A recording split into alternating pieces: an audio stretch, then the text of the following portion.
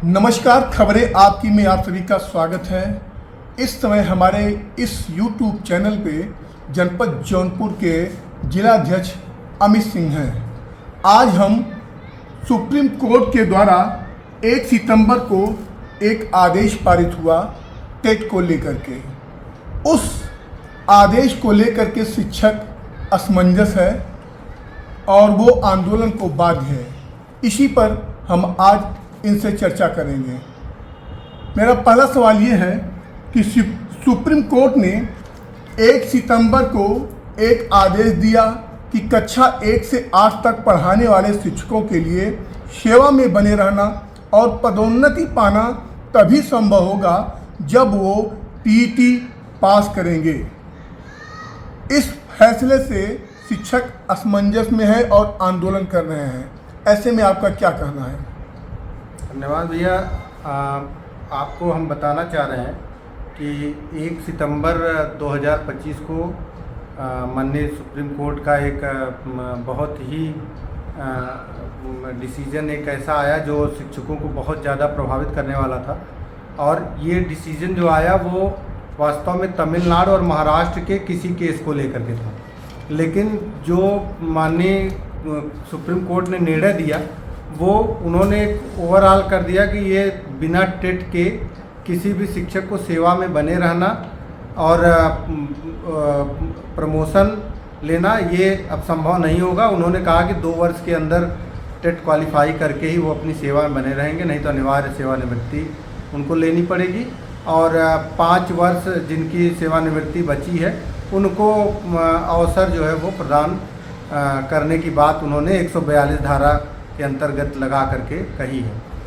तो इस विषय में मैं ये कहना चाहता हूँ कि जो सुप्रीम कोर्ट का जो निर्णय आया है, एक तो पूरे भारत में 25 लाख से ज़्यादा सरकारी शिक्षक कार्यरत हैं और उन शिक्षकों के बारे में नहीं सुना गया, उनसे कोई उनके लिए किसी सरकार को निर्देशित किया गया कि आपके कौन सरकारी वकील हैं, आप अपना क्या पक्ष रखना चाहते हैं। केवल तमिलनाडु और महाराष्ट्र की सरकार के कुछ एक मुद्दे को लेकर के पूरे भारत में निर्णय सुनाया जाना ये बहुत ही दुर्भाग्यपूर्ण है। और इसी को लेकर के कि माननीय सुप्रीम कोर्ट अपने निर्णय पर पुनर्विचार करे। हम लोग तमाम तरह से अपने बातों को माननीय प्रधानमंत्री जी के पास, माननीय केंद्रीय शिक्षा मंत्री जी के पास और उत्तर प्रदेश के माननीय मुख्यमंत्री जी के पास पहुंचाने का प्रयास कर रहे हैं। इसी क्रम में 19 को हमारे अखिल भारतीय प्राथमिक शिक्षक संघ के द्वारा पूरे भारत में 19 सितंबर को एक साथ ज्ञापन देने का कार्यक्रम आयोजित है। इसके अलावा हमारे जो अखिल भारतीय प्राथमिक शिक्षक संघ की राष्ट्रीय कार्य समिति है वो शिक्षा मंत्री जी से, केंद्रीय शिक्षा मंत्री जी से और संसदीय कार्य मंत्री जी से इस संदर्भ में मुलाकात भी पूर्व में कर चुकी है। और प्रदेश में यशस्वी मुख्यमंत्री जी से हमारे उत्तर प्रदेशी प्राथमिक शिक्षक संघ के संरक्षक परम आदरणीय देवेंद्र प्रताप सिंह जी के द्वारा 13 तारीख को जा करके माननीय मुख्यमंत्री जी को ये सब बातें बताई गई। तो मुख्यमंत्री जी ने बड़े ही संवेदनापूर्ण तरीके से बात को सुना और आज मुझे ये बात कहने में बहुत खुशी महसूस हो रही है कि आज उन्होंने आज कह दिया कि शिक्षकों के लिए रिव्यू पिटीशन दाखिल करने उत्तर प्रदेश सरकार जा रही है। अभी माननीय मुख्यमंत्री जी ने शिक्षकों को कैशलेस जैसी बड़ी चिकित्सा का लाभ दिया और ये एक बड़ा कदम उनका है। तो हम प्राथमिक शिक्षक संघ के सभी जितने भी शिक्षकगण हैं सब उनका धन्यवाद देते हैं। ये टेट जो है वो जुलाई 2011 में लागू हुई थी, जबकि 29 अगस्त 2010 में आरटी एक्ट लागू हुआ था। और आरटी एक्ट जब लागू हुआ तो उसमें एक स्पष्ट रूप से बात कही गई थी कि जो भी आगे नियुक्तियां होनी है बच्चों के को गुणवत्तापूर्ण शिक्षा प्रदान करने के लिए एक वहां से प्रदायी संस्था में कोई अधिकारी नियुक्त किए जाए, वो फिर एक उसका बनाए, 1 महीने के अंदर नियुक्त किए जाए, फिर 3 महीने के अंदर एक पूरा उसकी रूपरेखा बनाए। तो ये सब करने के बाद जुलाई 2011 में तब ये हुआ कि अब शिक्षक भर्ती में शिक्षकों की मिनिमम योग्यता जो है वो DLED 2 वर्षीय प्रशिक्षण, स्नातक 50% और उसके साथ साथ शिक्षक पात्रता परीक्षा क्वालिफाई वो करना चाहिए। इसी को लागू किया गया। लेकिन उस RT एक्ट में 2017 में भी जो बदलाव किया गया या जो 2010 में लागू हुआ, उसमें ये हमेशा निर्देशित किया गया है कि RT एक्ट लागू होने के पूर्व जिन शिक्षकों की नियुक्ति हुई है उनके साथ इस तरह का कोई नियम उनके ऊपर लागू नहीं किया जाएगा। और यही सबसे बड़ी पॉइंट है, हमेशा कोई भी नियम जो होता है वो भूतलक्षी नहीं होता। मतलब जो भी नियम हमेशा आप देखिए, जब 1999 में पहली बार विशिष्ट BTC BEd वालों को अवसर दिया गया प्राइमरी स्कूल में पढ़ाने के लिए, फिर उसी क्रम में 2004 में नियुक्ति हुई, फिर उसी क्रम में 2007 में की गई।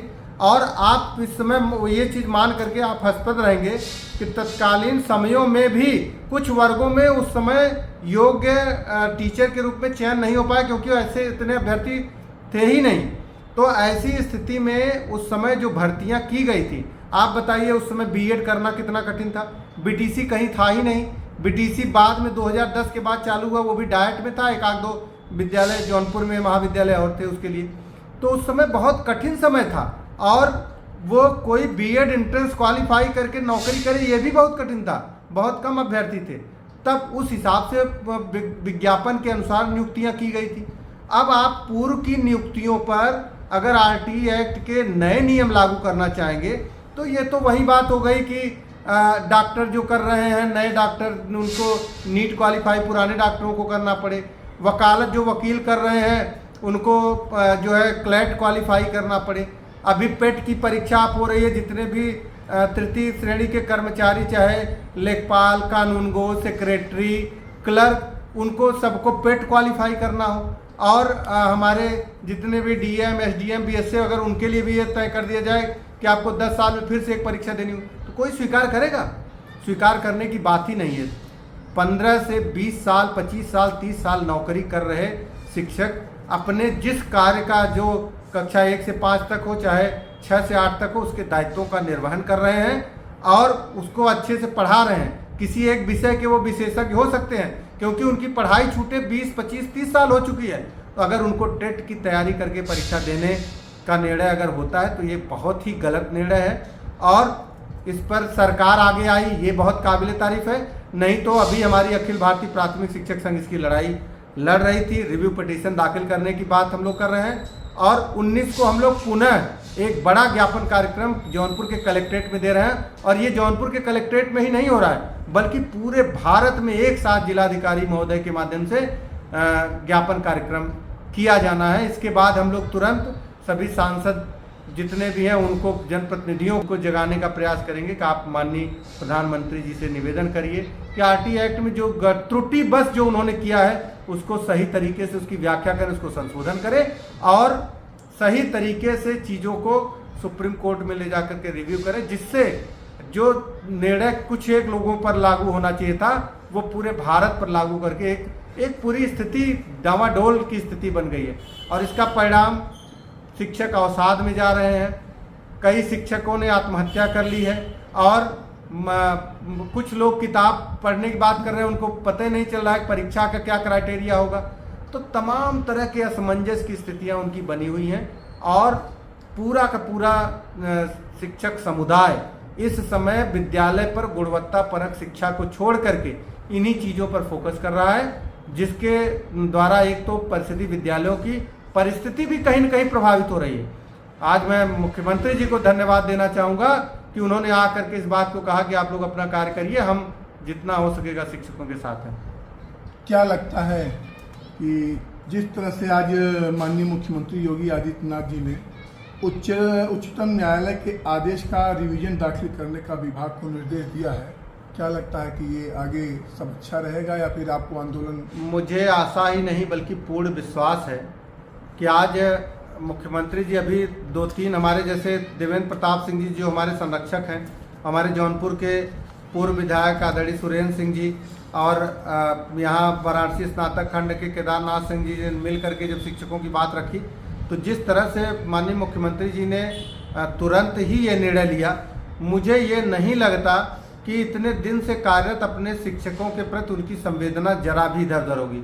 और मैं इस बात को इसलिए बहुत ज़ोरदार तरीके से कहना चाह रहा हूँ क्योंकि 50 साल से हमारे सभी शिक्षक संगठन, हमारे सभी शिक्षकों की एक लड़ाई कैशलेस चिकित्सा की चल रही थी।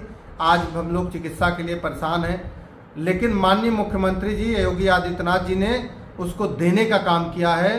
5 सितंबर को शिक्षक दिवस के दिन उन्होंने घोषणा की है और हमारे शिक्षा मित्र और निदेशक भाइयों और रसोइयों को भी देने का काम किया है।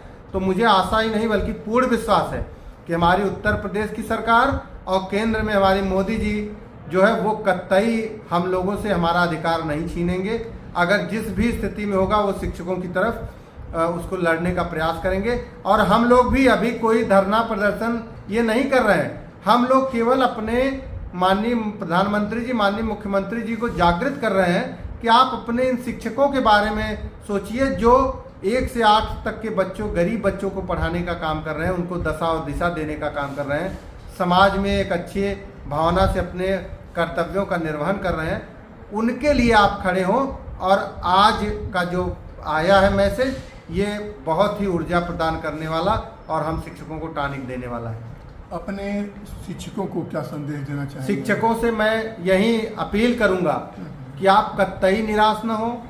और इस तरह के संकट हमेशा आते रहे हैं, लेकिन जो संकट से इन सब चीज़ों से लड़ करके अपने कर्तव्यों का सही तरीके से निर्वहन करेगा वही विजेता होगा। और मुझे पूरा विश्वास है कि हमारा शिक्षक अब कोई भी गलत कदम नहीं उठाएगा। ज्ञापन और ये सब देना, मैं आपको इस चैनल के माध्यम से आश्वस्त करना चाहता हूँ कि एक भी शिक्षक का हमारा हित नहीं होगा।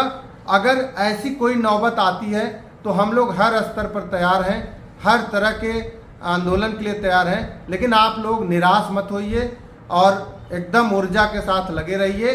और ये जो संकट आया है बहुत कम ही दिनों में इसको दूर कर लिया जाएगा और आप पुनः अपने कार्यों को पूर्व की तरह संपादित करते रहेंगे। किसी भी अफवाह के चक्कर न पड़े। आजकल मैं देख रहा हूँ कि कुछ लोग व्हाट्सएप ग्रुप में डाल देते हैं कोई फर्जी न्यूज़ कि तमिलनाडु सरकार 6 बार टेट कराएगी, वो अब इससे कुछ नहीं होने वाला, सब फर्जी न्यूज़ है। आप इन सब चक्करों में मत पड़िए।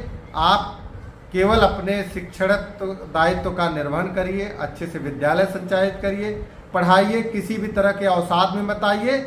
और ये उत्तर प्रदेशी प्राथमिक शिक्षक संघ और अखिल भारतीय प्राथमिक शिक्षक संघ, ऑल इंडिया टीचर फेडरेशन आपको पूरी तरह से आश्वस्त कर रहा है कि किसी भी शिक्षक के लिए अहित नहीं होने वाला है। इसलिए आप एकदम निश्चिंत रहिए और अपने कर्तव्यों का निर्वहन करिए। बहुत बहुत धन्यवाद। धन्यवाद।